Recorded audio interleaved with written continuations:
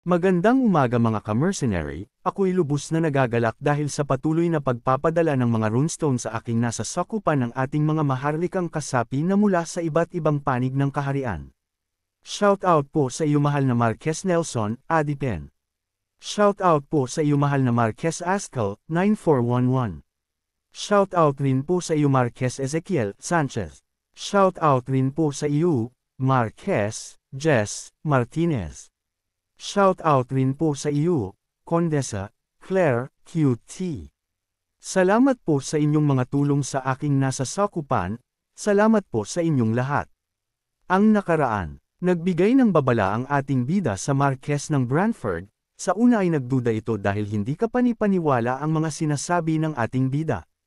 Ngunit dahil kay Rosalie nagawa parent nila na mag-imbak ng mga pagkain, ganun rin ginawa nila Mariel, dahil roon nakaligtas sila sa matinding tagtuyot at tagutom. Pagpapatuloy, ang buong kaharian ng Luthania ay lubhang nagdurusa sa tindi ng tagtuyot. Subalit, ang hilagang rehiyon ang nakaranas ng mas matinding pahirap, isang kalagayang mas malala kaysa sa natitirang bahagi ng kaharian.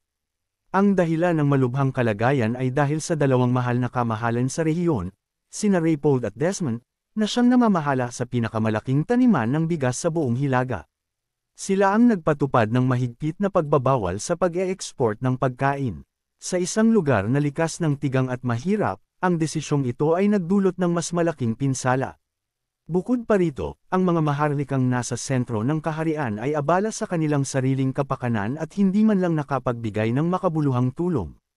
Habang lumalaganap ang matinding tagutom at dumarami ang mga namamatay, ang mga kamahalan ng iba't ibang teritoryo ay nag-isip ng mga solusyon. Sa gitna ng kaguluhang ito, mabilis na kumalat ang isang usap-usapan. Naririnig mo ba? Parang may maraming pagkain sa Fenris Estate.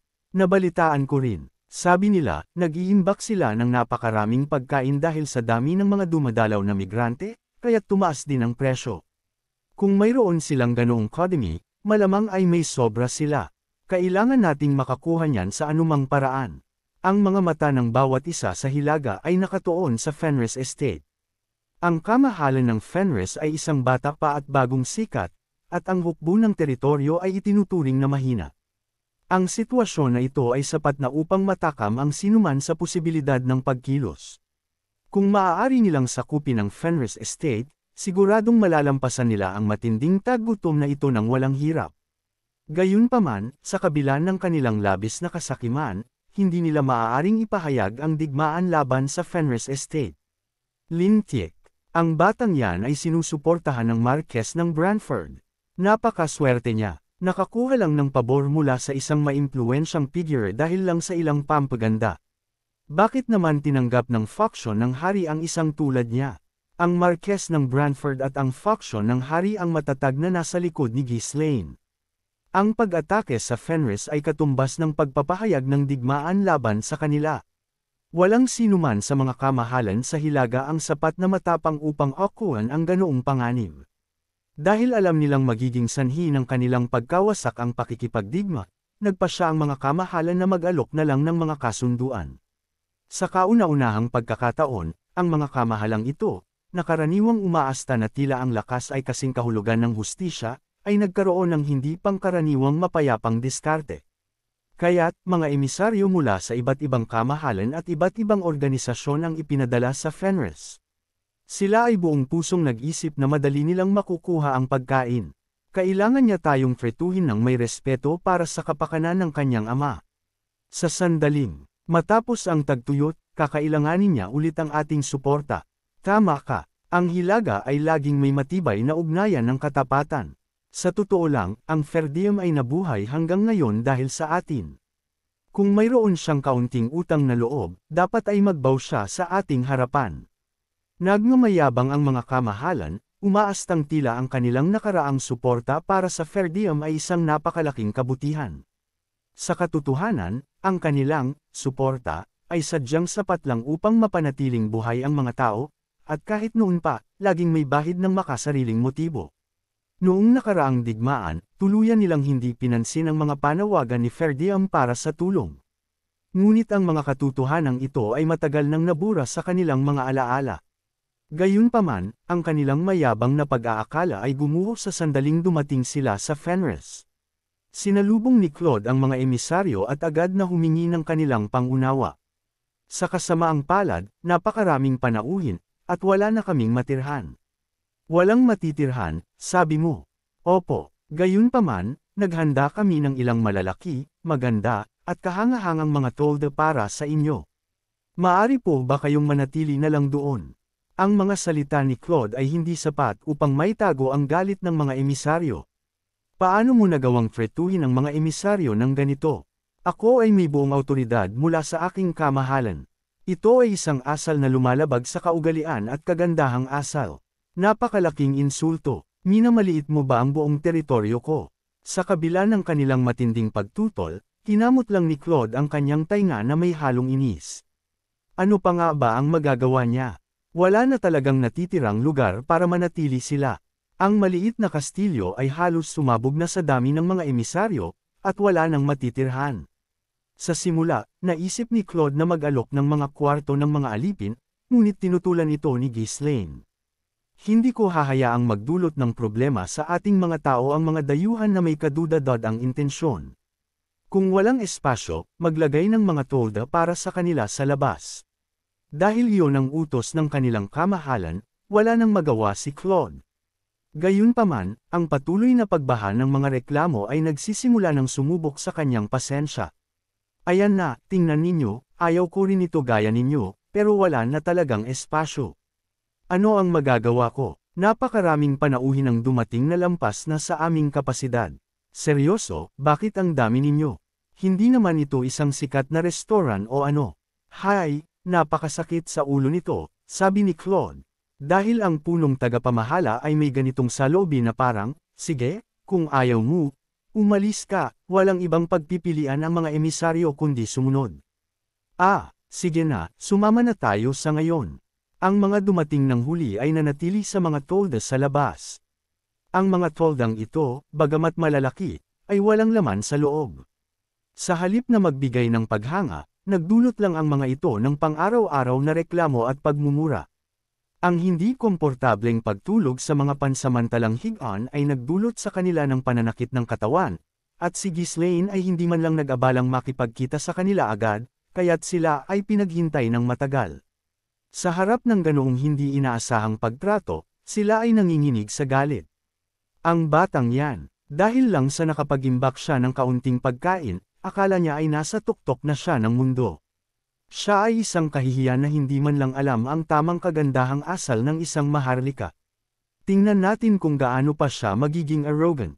Sa kabila ng kanilang pagbubulong-bulungan, walang ni isang emisaryo ang umalis. Ang Fenris ang tanging lugar kung saan makakakuha sila ng pagkain, kaya't wala silang ibang pagpipilian kundi ang magtiis.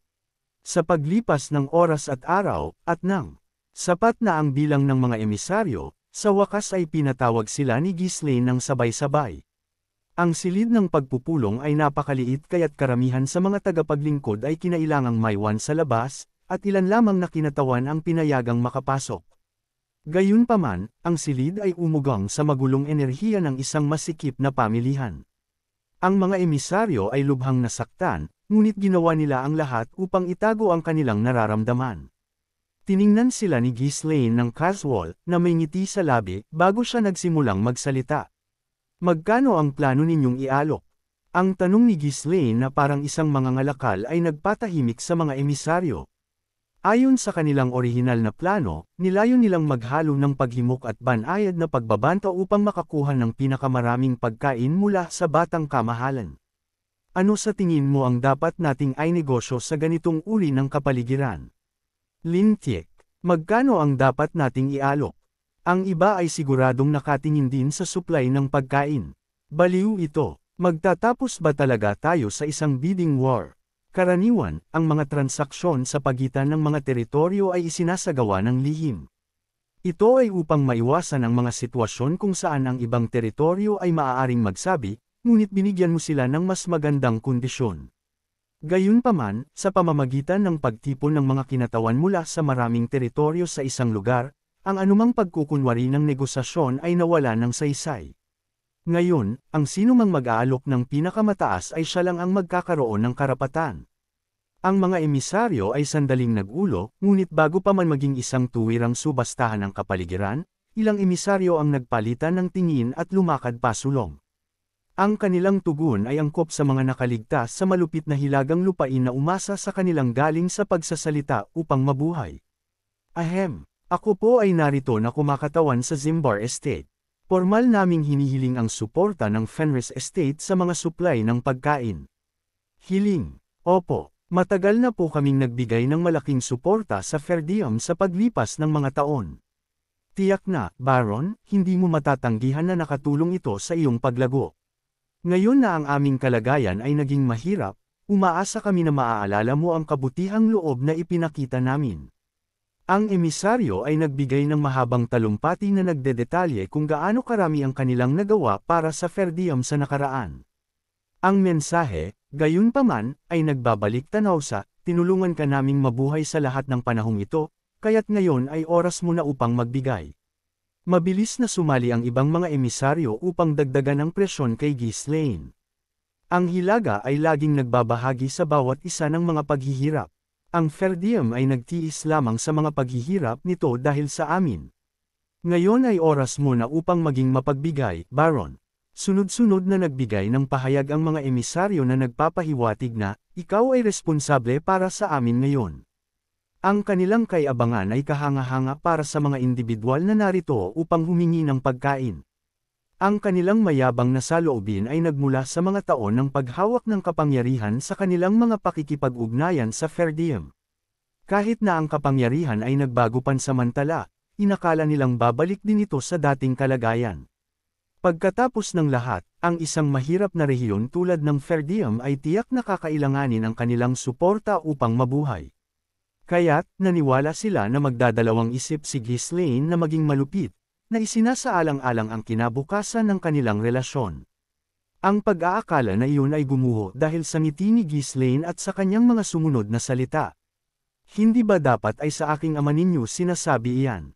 Bakit kayo humihingi ng kabayaran sa akin kung hindi naman ako ang nakatanggap ng inyong suporta? Ang mga emisaryo ay sandaling nag-ulo sa mga salita ni Ghislaine ngunit mabilis na nakabawi at nagpumilit. Hindi ba't ikaw ang tagapagmana ng teritoryong iyon? Sa hinaharap, tiyak na kakailanganin mo ang aming suporta. Tama ka, pansamantala lang ang tagtuyot, pero ano ang gagawin mo pagkatapos? Huwag mong baliwalain ang ugnayan ng alyansa na matagal na nating pinagsamahan. Hindi ba't mga kaalyado tayo na may marangal na kasaysayan? Sinasabi mo ba na hindi mo kailangan ng aming suporta? Kung tunay na mapuputol ang suporta, hindi lang ikaw, Baron, pati na rin si Count Ferdium ay haharap sa mga paghihirap. Nabawi ng mga emisaryo ang kanilang kumpiyansa, na nakumbinsi sa kanilang sariling argumento. Tama, kahit na sinusubukan ng batang ito na magkaroon ng kapangyarihan sa pamamagitan ng supply ng pagkain ngayon, ito ay pansamantala lang. Paano na pagkatapos ng tagtuyot? Seryoso ba niyang iniisip na maaari niyang harangin ang hilaga ng mag-isa nang walang aming suporta? Sa ganoong kaliit na produksyon at puwersa, imposible. Kung posible, hindi sana naghirap ng husto ang Ferdium sa lahat ng panahong ito. Habang ang mga emisaryo ay puno ng kaiabangan, inilagay ni Ghislaine ang kanyang malamig na tingin sa kanila at nagsalita ng walang emosyon. Ang mga taong napakadaldaw tungkol sa mga alyansa at katapatan, ay binaliwala kami noong digmaan. Ang mga emisaryo ay natahimik sa kanyang mga salita. Sa totoo lang, wala silang pakialam kung sino ang namamahala sa Ferdium. Walang sino man ang sapat na tanga upang mag-aksaya ng mga tropa at mga mapagkukunan sa pakikialam sa ganoong digmaan. Ganoon gumagana ang politika. Ang bata ay napakabata pa upang maintindihan at may galit pa rin sa mga nakaraang kaganapan. Nang sisigot na sana ang mga emisaryo, casual na nagpakawala si Ghislaine ng isang nakakagulat na pahayag. 20,000 ginto. Ano? 20,000 ginto. Pinag-uusapan mo ba ang presyo para sa pagkain? Hindi. Anuman ang supply ng pagkain, lahat ng sumusuportang teritoryo ng Ferdium ay magbabayad sa akin ng 20,000 ginto taon-taon bilang bayad sa depensa. Kung hindi sila magbayad o mahuli, magbubukas ako ng daan para sa mga barbaro na pumasok sa kanilang mga lupain. Hindi kailanman papayagan ng Count ng Ferdium ang ganoong bagay, ngunit ang ibang mga kamahalan ay hindi sapat na kilala siya upang maging sigurado. Natural, ang deklarasyon ni Ghislaine ay nagdulot sa kanila ng matinding takot. Anong kabaliwan ito? Ang paghingi ng 20,000 ginto na bayad sa depensa ay walang katuturan, ngunit ang pagbabanta na magbibigay daan sa mga barbaro. Siya ay tuluyan ng nababaliw. Bakit kailangang magbayad sa kanya ng bayad sa depensa ang Ferdium? Hindi ba't dapat na nagmula sa Ferdium mismo iyon? Sino sa tingin niya siya? Agad na nagprotesta ang mga emisaryo, ang kanilang mga ekspresyon ay isang halo ng pagkabigla at kahihiyan. Hindi katanggap-tanggap. Nagbibigay na kami ng malaking suporta. Si Count Ferdium ay isang margrave na may tungkulin na depensahan ang hangganan. Iyon ang kanyang obligasyon. Ito ay isang utos na nakapaloob sa batas ng kaharian. Iyon ang dahilan kung bakit nakakatanggap siya ng napakaraming benepisyo, hindi ba? Sa kabila ng matinding pagtutol ng mga emisaryo, hindi man lang kumurap si Ghislaine. Mga benepisyo, tulad ng ano, binaliwala ninyo kaming nasa panganib. Iyon ay dahil noong panahong iyon, ang mga kalagayan ay, kahit isang simpleng mersenaryo ay binabayaran para sa kanyang trabaho. Mula ngayon, hihingi kami ng makatarungang kabayaran para sa aming mga sakripisyo, kaya't huwag na kayong makipagtalo. Pagod na ako sa pagmamalaki ninyo sa aming teritoryo sa inyong kaawa-awang suporta. Anong kabastusan? Tama na, kung patuloy kayong magiging madaldal, ititigil ko ang lahat ng negosasyon sa pagkain at ipatatapon ko kayo. Sa totoo lang, wala akong pasensya para dito.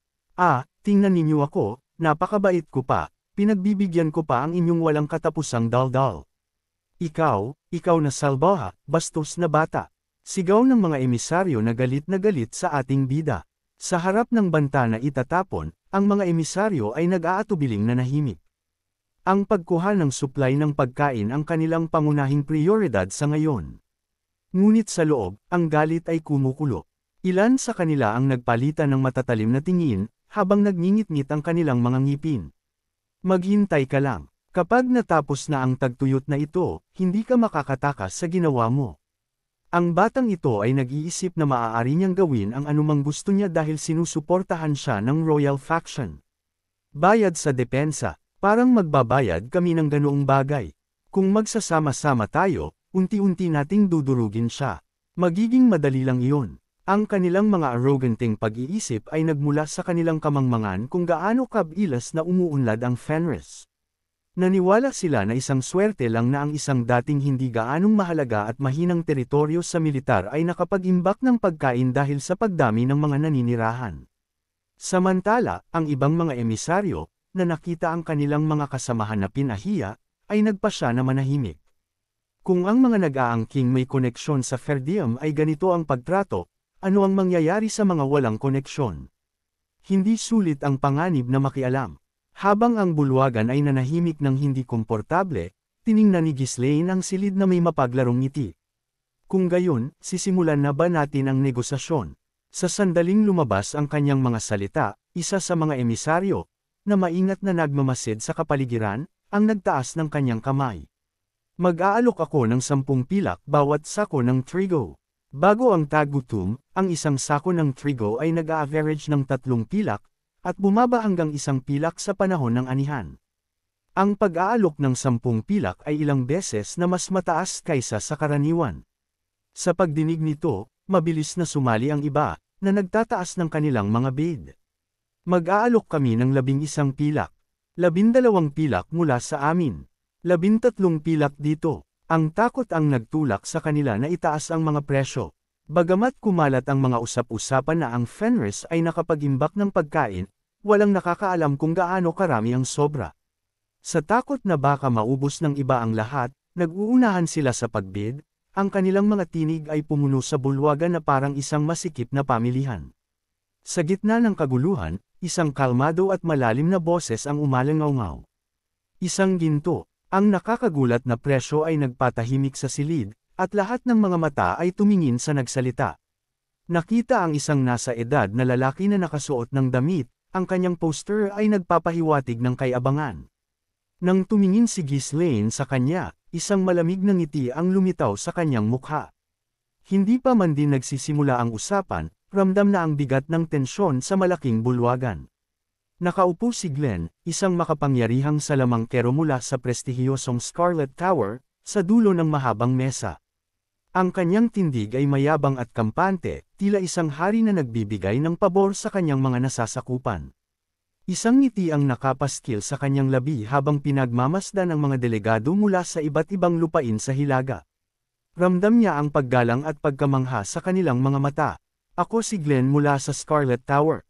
Bibilhin ko ang lahat ng pagkain na mayroon kayo, wika niya sa isang kalmadong tono, tila nag-uutos sa halip na nakikipag-usap.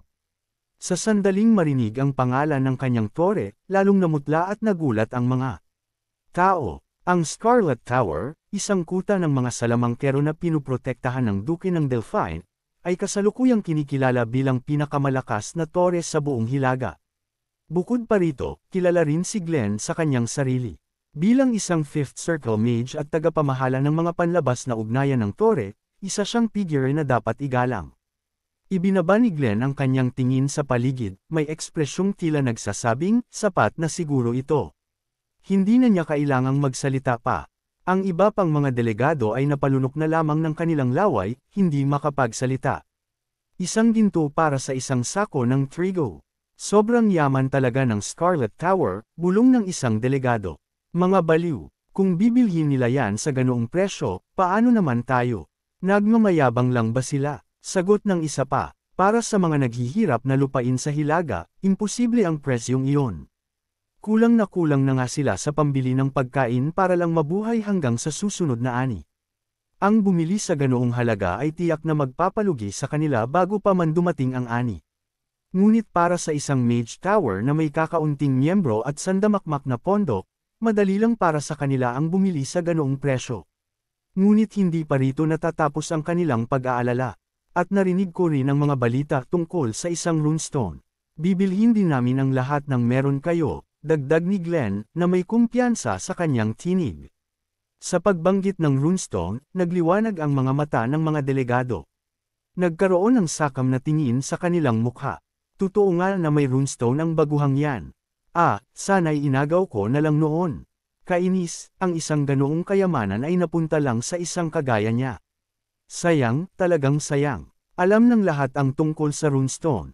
Noon pa man, nang kumalat ang balita, pinag-isipan na ng mga lokal na kamahalan kung paano ito kukunin. At dahil si Ghislaine ay nakikipag-ugnayan lamang sa mga Mage Tower, hindi nila ito lubos na nakumpirma. Subalit, hindi rin nila ito binaliwala. Nang marinig nila na si Marquess ng Branford ang naging taga-suporta ni Ghislaine, lahat sila ay sumuko. Wala nang naglakas loob na kumuha nito. Tiningnan ni Glenn si Ghislaine, na nakataas ang sulok ng labi. Sa ngayon, pagkain ang pinakamahalaga. Malapit na, hindi na ito mabibili kahit magtapon ka pa ng ginto. At habang nandito na ako, kailangan kong kumpirmahin kung ilan pang runestone ang natitira. Madali ko namang mababawi ang pera pagkatapos. Bagaman hindi tahasang sinabi, ang Scarlet Tower ay isang organisasyon na pinalaki ng Duke ng Delphine. Kaya alam nilang tiyak na magkakaroon ng labanan ang Count Desmond at si Ghislaine balang araw. Para sa kanila, walang dahilan para mag-alinlangan sa paggastos ng pera. Bukod pa sa kanilang koneksyon sa Ducal House, si Ghislaine ay isang taong kinamumuhian ng Scarlet Tower. Kumikilos pa rin ang Crimson Flame Tower. Ibig sabihin, ang lalaking ito ang nagbibigay sa kanila ng runestone. Ang Scarlet Tower ay gumastos ng malaking halaga upang durugan ang Crimson Flame Tower. At ang katotohanan na gumagana pa rin sila ng normal matapos makakuha ng runestone ay sapat na upang mabaliw ang Scarlet Tower. Tiningnan ni Ghislaine ang nagbubulong-bulungan na mga delegasyon at mahina siyang ngumiti. Mga hanggal. Hindi na kailangang mag-alala ng Scarlet Tower sa anumang kulang sa kanila dahil sa kanilang koneksyon sa Duke ng Delphine. Pero ang walang hiya nilang pagpunta rito at pagbili ng pagkain at runestone ay sobrang kahangalan. Siguro, sinisigurado lang nila na magkaroon sila ng maraming pagkain. At sa parehong pagkakataon, tinitingnan nila kung gaano pa karami ang runestone na natitira. Dahil nabiktima sila ng runestone, siguradong gigil na gigil sila sa galit. Walang duda na gusto nilang kunin ang bawat natitirang runestone sa anumang paraan. Sinilip ni Ghislaine ang mga nasa harapang, at sinuri ang karamihan. Ang daming dumating. Sa grupo, marami ang mga ahente na konektado sa pamilya ng Duke, na nagtatago sa paningin ng iba tulad ng Scarlet Tower. May mga nakipag-alyansa na sa pamilya ng Duke, may mga lumipat ng hindi alam ng kanilang mga kamahalan, at may mga nag-iingat na nag-iisip kung anong gagawin. Pagkatapos tukuyin ang lahat ng mga lupain na konektado sa pamilya ng Duke, kasama ang Scarlet Tower, inihayag ni Ghislaine. Hindi ako magbebenta ng pagkain sa mga teritoryong ito. Lahat kayo, umalis na. Ang mga tao mula sa mga nabanggit na lupain, kasama si Glenn, ay natigilan. Walang negosasyon, walang pag-aalok na bayaran ang pagkain ng maraming beses sa presyo nito, isang tuwirang pagtanggi. Pagtataka ng mga grupong ito sa kanilang narinig. Ano ang ibig mong sabihin? Bakit hindi ka magbebenta sa amin? Bigyan mo man lang kami ng dahilan. Sa kabila ng ingay at protesta na pumuno sa bulwagan, umiling lang si Ghislaine. Umalis kayo, huwag kayong magtanong ng dahilan. Desisyon ko ta. Palabasin silang lahat, utos ng ating bida sa mga tao sa paligid. Sa isang kumpas ni Ghislaine, mabilis na kumilos ang mga kabalyero at sapilitang pinalabas ang mga nabanggit na teritoryo. Iba-iba ang reaksyon ng mga taong pinalayas. May mga nagbanta, habang ang iba ay nagmakaawa. Hindi namin makakalimutan ang insultong ito. Pagsisisihan mo ito. Inaakala mo ba na protektado ka ni Marquess ng Branford habang buhay? Tingnan natin kung gaano katagal yan. Maawa ka, nagugutom ang mga tao namin. Maawa ka sa mga mahihirap at nangangailangan. Nang marinig ang salitang, para sa mahihirap, napangisi si Ghislaine. Ang mga kamahalan sa Hilaga ay kilala sa kanilang kalupitan. Kahit na ipagbenta sa kanila ang pagkain, hindi ito makakarating sa kanilang mga tao. Malinaw na pagtutuunan lamang nila ang pagpapanatili sa kanilang mga hukbo, dahil sa takot na magkaroon ng pag-aalsa ang kanilang mga nagugutom na mamamayan. Para sa kanila, ang kanilang mga nasasakupan ay walang pinagkaiba sa mga alipin. Ang fair diem, sa kabila ng kahirapan, ay nakayanan ng lahat dahil tumanggi si Swalter na pagsamantalahan ang kanyang mga tao. Dahil sa pagkaalam sa lahat ng ito, hindi natin nagsigis lane sa mga apela na iyon. Ang mga pinalabas ay sapilitang kinaladkad, ngunit si Glenn ay nanlaban, at tinabig ang mga kamay ng mga kabalyero. Tumayo siya at nagsalita sa isang tinig na punong-puno ng galit. Baron, hindi mo ba iginagalang ang Scarlet Tower? Hindi mo ba talaga alam kung sino ako? Isang nakakapanakot na aura ang nagsimulang kumalat mula sa buong katawan ni Glenn. Siya ay isang nakatatanda sa pinakamakapangyarihang Magic Tower sa Hilaga. Kahit ang karamihan sa mga maharlika ay nagpapakita sa kanya ng respeto at paggalang. Ngunit ang isang baguhang baron ay naglakas loob na maging mayabang, ito ay hindi niya matitiis. Gayunpaman, mas nakakagulat ang sagot ni Ghislaine. At sino ka nga ulit? Anong sabi mo? Hindi mo ako kilala. Marahil sa ibang rehiyon hindi nila makikilala ito, ngunit dito sa Hilaga. Paanong hindi siya makikilala? Kahit na hindi pa siya nakikita ng personal, imposibleng hindi man lang marinig ang kanyang pangalan na sinugo ng tore. Ang malinaw na pagbaliwala na ito ay nangangahulugang ang buong tore ay iniinsulto. Si Glenn, na ang pagmamataas ay ngayon ay nagiba, ay tumitig kay Ghislaine at nagsalita, halos hindi na makontrol ang kanyang emosyon sa hindi pa nararanasang kahihiyan. Baron, tingnan mo ako ng mabuti at sabihin mo ulit, hindi mo ba talaga ako kilala? Walang pakialam na tumingin si Ghislaine, at iniling ang kanyang ulo mula sa isang gilid patungo sa isa pa bago sumagot. Sa totoo lang, hindi kita kilala, Claude, kilala mo ba ang angas na iyan?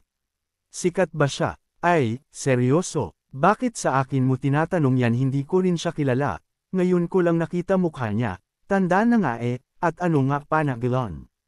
Sagot naman ni Claude na mas lalong nagpapainit ngayon sa lugar na ito. Ang ekspresyon ni Claude ay naging awkward, kilala niya kung sino si Glenn. Ang pag-unawa sa mga profile ng mga sikat na tao ay isang pangunahing kasanayan para sa mga nagpapatakbo ng isang lupain. Kahit ang isang pabayang kamahalan ay hindi magiging mangmang sa mga bagay na iyon. Ang pagpapanggap ni Ghislaine na hindi siya kilala ay isang sadyang provokasyon, na naiintindihan ni Claude, kaya sinakyan niya ito. Ano ang motibo niya? Ano ang gusto niyang mangyari? Bumantong hininga si Claude at nagpa siya na makipaglaro sa ginagawa ni Ghislaine. Hindi ko sigurado, ito ang unang beses na narinig ko ang pangalan niya. Mangangalakal ba siya ng scroll? Sa tingin ko ay nakita ko siya sa palengke. Pero mukha siyang mayabang. Ibig kong sabihin, hinding-hindi ko masabi ang ganoong mga bagay ng malakas, gaya ng sinabi niya. Nakakahiya talaga na magsalita siya ng ganyan. Pakiramdam ko, gusto kong itago ang mukha ko, sabi ni Claude. Hindi napigilan ni Ghislaine ang tumawa. Bagamat inaasahan niya na susunod si Claude sa kanyang ginagawa, ang reaksyon nito ay higit pa sa kanyang inaasahan. Oo, pagdating sa sarcastic na pananalita, walang makakatalo sa taong ito sa buong kontinente. Ang manipis na pisi ng katwiran na kinakapitan ni Glenn ay tuluyan ng naputol. Bilang isang nakatatanda sa Scarlet Tower, hindi niya matitiis ang kahihiyang ito. Mga walang galang na hanggal. Alam niyo ba kung sino ang binabangga ninyo? Boom! Isang nakakatakot na mana ang sumambulat mula sa buong katawan ni Glenn, isang manifestasyon ng kapangyarihan ng isang Fifth Circle Mage. Sa sobrang galit, nagpa siya si Glenn na patunayan ang kanyang lakas sa pamamagitan ng puwersa. Sino sa walang kwentang Bernie na ito ang makakapigil sa kanya? Ang mga delegado na malapit sa kanya ay umatras sa takot dahil sa napakalakas na aura na nagmumula kay Glenn. Sa isang masamang ekspresyon na parang isang demonyo, humakbang si Glenn. Sa sandaling iyon, biglang lumitaw sina Belinda, Gillian, at Kaor, at idinikit ang kanilang mga espada sa leeg ni Glenn. Kasabay nito, hinaranggan ng mga kabalyero ang mga pinto ng bulwagan at pinalibutan ang lugar, hawak ang kanilang mga sandata. Si Claude, na mabilis kumilos, ay mabilis na nagtago sa likod ni Wendy. Ang dibdib ni Glenn, na kanina'y nag-aapoy sa galit, ay agad na lumamig. Masyado ba siyang galit? Hindi man lang niya naramdaman ang paglapit ng tatlo. Kung ito ay isang labanan, ang kanyang ulo ay nasa sahig na ngayon. May mga ganito palang individual ang Fenris. Narinig niya na ang lupain na ito ay mahina sa militar at kulang sa mga sapat na kabalyero. Kailan sila nagkaroon ng ganoong kalalakas na talento? Ang tatlo na may hawak na espada sa leeg ni Glenn ay bumaling kay Ghislaine at nagsalita. Young Master, papatayin na ba namin siya? Kamahalan, bigyan mo lang kami ng utos. Hoy, nakita ba ng lahat? Ako ang pinakamabilis, di ba? Umamin kayo, talagang kahanga-hanga ako, di ba? Nanigas ang katawan ni Glenn, at nanginginig ang kanyang mga labi habang kinakagat niya ang kanyang dila sa inis. Ang intensyon na pumatay ay ramdam na ramdam. Sigurado siya na kahit ang isang maliit na galaw, isang hakbang, o kahit isang kumpas ng daliri, ay magiging dahilan ng kanyang pagkamatay. Kakayong mga baliw kayo, nanginginig na sabi ni Glenn, na takot ngayon. Kailanman sa kanyang buhay, walang naglakas loob na tretuhin ang isang nakatatanda ng Scarlet Tower sa ganitong paraan. Habang nanginginig si Glenn sa galit, at kumukulo ang kanyang emosyon, ang malakas na tawa ni Ghislaine ay umalangaw sa bulwagan. May plano ka pang gawin. Sige, gawin mo. Maraming testigo dito. Ang mga salitang iyon ay nagpabalik sa katinoan kay Glenn. Dahil sa sobrang kahihiyan, nawala siya sa kanyang sarili. Kung gumawa siya ng hakbang, ang mga bagay ay magiging isang malaking issue. Hindi pa, pinaalala niya sa kanyang sarili ang kanyang papel, siya ay isa sa mga nakatagong, talam, ng ducal family. Isang lihim na sandata, na inilaan upang magbigay ng isang mapagpasyang suntok laban sa faction ng hari sa kritikal na sandali. Hindi pa ito ang tamang oras upang makuha ang atensyon ng royalists. Ang paggawa ng padalos-dalos dito dahil sa personal na galit ay maaaring magresulta sa kanyang pagkamatay sa utos ng duke, na magpapalala ng lahat. Humugot siya ng malalim na hininga upang kumalma, at tumitig kay Ghislaine. Hindi ito palalampasan ng aming tore. Maghanda ka, Baron. Inaabangan ko yan, sagot ng ating bida. Pagsisisihan mo ito, sabi naman ni Glenn. Sa mga salitang iyon, tumalikod si Glenn at umalis. Sa anumang kaso, si Count Desmond ay may plano na atakihin ang lupaing ito. Nagpa siya si Glenn na tutulong siya pagdating ng tamang oras, sinisigurado na siya mismo ang papatay kay Ghislaine. Ang mga salamangkero ay hindi nakakalimot sa galit. Ang arroganting batang ito ay matututo sa nakakatakot na lakas ng Scarlet Tower. Mahigit sa kalahati ng mga delegado ay pinalayas, at nang umalis din si Glenn sa silid, ang mga natitira ay nagsimulang magpalitan ng hindi mapakali na tingin. Ano ang nangyayari? Bakit niya pinalabas ang mga taong iyon? Bakit kami pinayagan na manatili? Labanan ang pinakamalakas na magic tower sa Hilaga. Anong kawalang ingat ang ginawa niya? Dahil hindi nila malaman ang pamantayan kung bakit sila pinalayas, naiwan sila sa ganap na kalituhan. Isang bagay lang ang sigurado nila, ang makipagnegosasyon sa baliw na ito, na malinaw na walang pakialam sa diplomatikong relasyon, ay imposible. Habang pinagmamasdan ang kanilang pagiging hindi mapakali, mahinang nagsalita si Ghislaine. Ang tensyon ay biglang lumakas kanina. Pero sa totoo lang, may malambot akong puso. Ang isipin na maraming tao sa Hilaga ang nagugutom ay sobrang nakakadulot ng pagkabalisa sa akin kaya hindi ako makatulog. Ako ay isang mabuting pinuno, kahit na ganito ang nakikita ninyo sa akin ngayon. Ang mga nakikinig ay hindi mapigil ang isipin. Baliw ba talaga siya? Kung gayon, bakit niya pinalabas ang mga taong iyon kanina? Narinig ko ang mga balita na wala siya sa tamang katinuan, pero talagang nakita natin ito mismo. Isang awkward na katahimikan ng bomb-alot sa bulwagan bago ito sinira muli ni Ghislaine. Kaya, hindi ako kukuha ng pera. Ang lahat ay natigilan sa kanyang mga salita.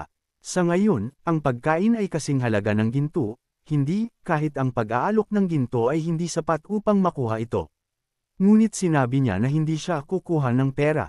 Isa sa mga tao, na maingat na nagmamasid sa sitwasyon, ay maingat na nagtanong, kung gayon, nagmumungkahi ka ba na ipagpalit ang pagkain para sa ibang mga kagamitan mula sa aming mga lupain? Dahil sa sikat na kakulangan ng resources ng Fenris Territory, ito ay tila isang makatwirang paliwanag. Ngunit umiling muli si Ghislaine. Hindi rin ako kukuha ng mga kagamitan.